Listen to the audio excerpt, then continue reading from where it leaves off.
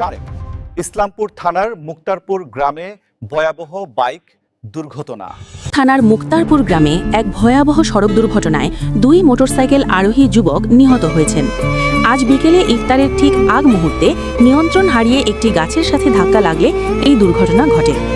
স্থানীয় সূত্রে জানা গেছে, নিহত 2 যুবক মোটরসাইকেলে করে দ্রুত গতিতে নিজ গন্তব্যের দিকে যাচ্ছিলেন। মুক্তারপুর গ্রাম সংলগ্ন রাস্তায় পৌঁছালে বাইকটি নিয়ন্ত্রণ হারিয়ে রাস্তার পাশের একটি গাছের সাথে প্রচণ্ড জোরে ধাক্কা খায়। এতে বাইকটি দুমড়ে মুচড়ে যায় এবং ঘটনাস্থলেই 2 আরোহী প্রাণ হারান। ইফতারের আগ মুহূর্তে এমন আকস্মিক মৃত্যুতে পুরো এলাকায় শোকের ছানা নেমে এসেছে। নিহতদের পরিবারে চলছে কান্নার রোল। খবর পেয়ে ইসলামপুর থানা পুলিশ এবং স্থানীয়রা ঘটনাস্থলে পৌঁছে নিহতদের উদ্ধার করেন।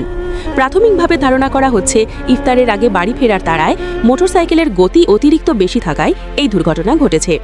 পুলিশ নিহতদের পরিচয় নিশ্চিত করার চেষ্টা করছে এবং আইনি প্রক্রিয়াধীন রয়েছে।